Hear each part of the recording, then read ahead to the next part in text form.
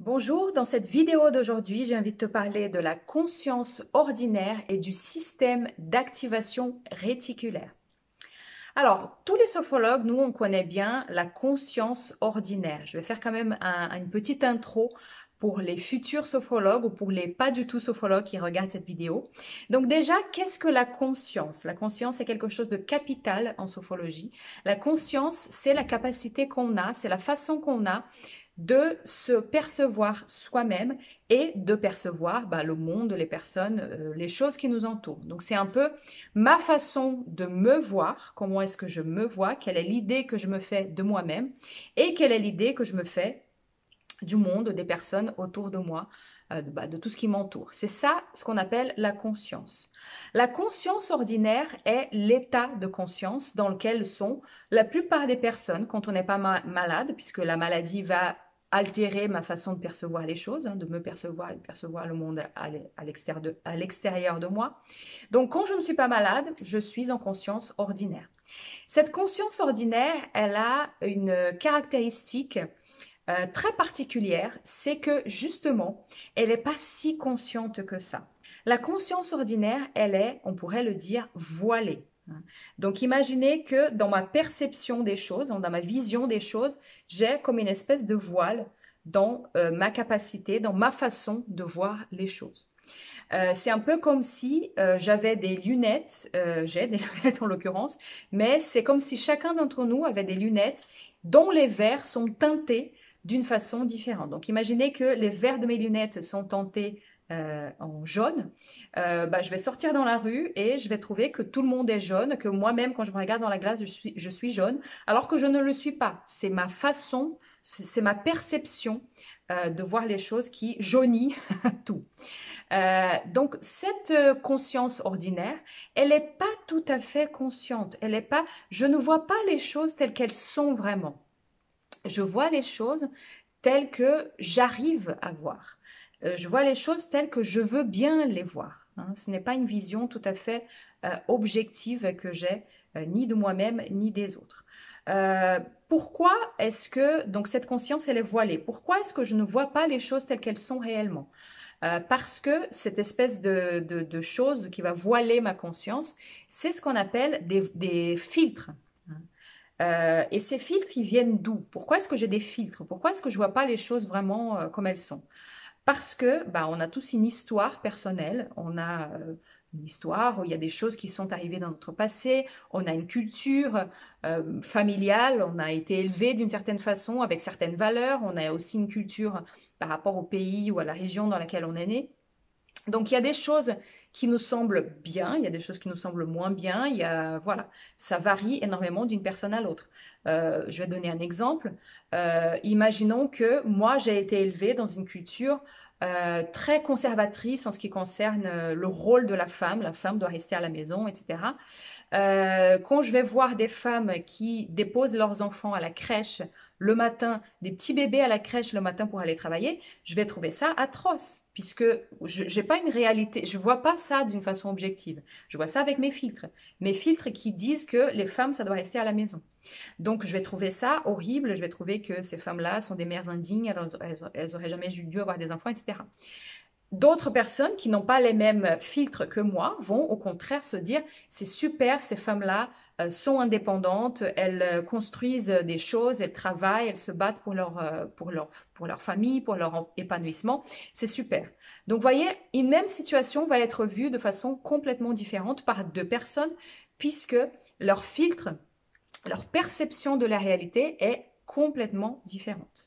Alors justement, ce qui est génial, c'est que ce filtre-là, il a un nom. Il s'appelle le système d'activation réticulaire, donc SAR, système d'activation réticulaire.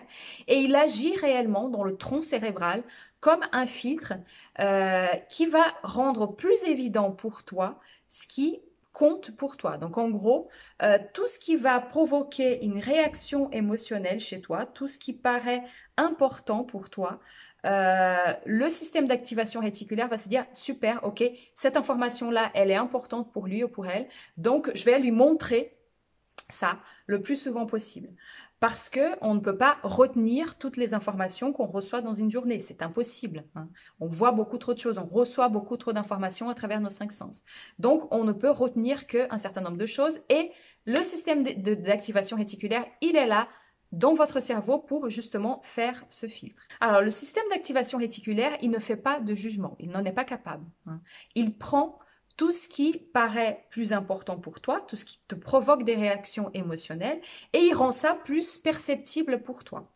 Exemple classique, hein, tout le monde a déjà vécu ça au moins une fois dans sa vie, tu décides que tu vas, je sais pas, partir en vacances au Mexique et tu vas prendre le métro et il y aura des pubs partez au Mexique sur des affiches publicitaires, tu vas regarder un magazine et il y aura un reportage, un article sur le Mexique, tu vas allumer la télé et il y aura aussi un reportage sur les Mayas, etc. Donc, alors, tous ces reportages et ces pubs, etc., ils n'ont pas été provoqués par toi. Hein. Ils étaient déjà là, ils ont toujours été là. Mais ton système d'activation réticulaire a rendu ça plus perceptible pour toi. Il a dit, voilà, le Mexique, c'est quelque chose que tu désires, donc qui provoque une émotion chez toi. Donc, ça va devenir plus perceptible dans ton esprit. Malheureusement, comme je disais tout à l'heure, il marche pour le positif comme pour le négatif. Donc, dans tout ce qui nous provoque des émotions, des réactions, il y a aussi des choses négatives. Il y a des peurs, hein, il y a des choses qu'on n'aime pas. Comme par exemple, imagine que toi, tu as l'impression, tu as le sentiment en tout cas, que ça soit vrai ou pas, c'est une autre histoire, mais tu as le sentiment d'avoir été rejeté, abandonné quand tu étais un enfant. D'accord ? Encore une fois, on peut avoir le sentiment d'avoir été rejeté sans l'avoir été réellement. Donc, pour une raison ou pour une autre, tu as développé ça, cette espèce de traumatisme à l'intérieur de toi. Et le système d'activation réticulaire a compris que, ok, abandon, c'est quelque chose qui suscite une émotion chez toi. Donc, il va te faire percevoir de l'abandon partout. Ça ne veut pas dire que les gens, encore une fois, hein, c'est pas magique, ça ne veut pas dire que les gens ça va changer leur comportement et des gens qui ne comptaient pas t'abandonner, finalement, ils vont se mettre à t'abandonner. C'est pas ça. C'est ta perception d'un comportement lambda d'une personne, c'est ta perception qui va interpréter, qui va filtrer ça et qui va se dire ça, c'est de l'abandon. Exemple, tu apprends que 2 copines que tu aimes beaucoup ont déjeuné ensemble jeudi dernier. Une personne qui n'a pas ce filtre de l'abandon, pour qui l'abandon ou le rejet, ça ne veut absolument rien dire, elle va entendre cette information et ça ne va rien faire du tout. Ok, mes 2 copines ont déjeuné ensemble jeudi dernier. Zéro réaction, ça ne veut rien dire. C'est une information qui ne va provoquer aucun impact chez cette personne. La personne qui a le filtre de l'abandon et du rejet, elle va interpréter cette situation, cette information, à travers le filtre de l'abandon. Donc, elle va se dire, bah voilà, c'est une confirmation que les gens, de toute façon, ils m'aiment pas. Je suis née pour ça. De toute façon, personne ne m'aime. De toute façon, les gens ne sont pas fiables. Je pensais que c'était des bonnes copines, mais en fait, elles m'aiment pas, etc., etc. Je ne sais pas si tu vas te dire exactement ça, mais je pense que tu as compris.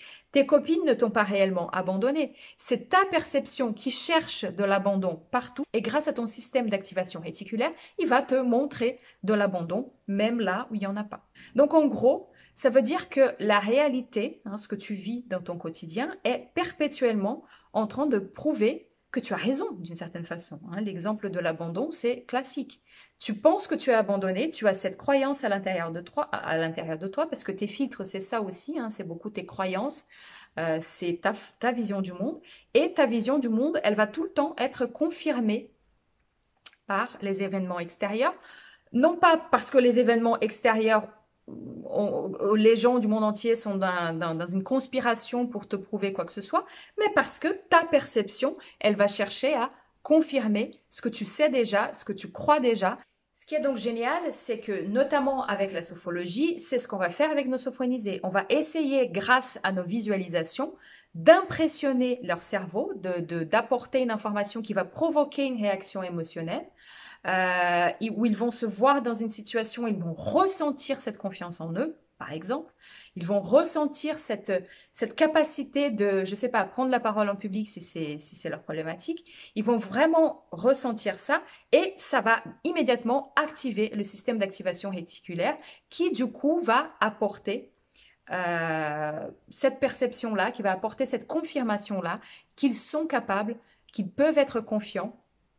Et petit à petit, ils vont sortir, hein, les chemins neuronaux vont se refaire, les avenues de neurones vont se refaire et vont apporter plus facilement cette confiance, cette capacité de se croire capable de faire des choses qu'au début de l'accompagnement, le sophonisier ne se croyait pas capable.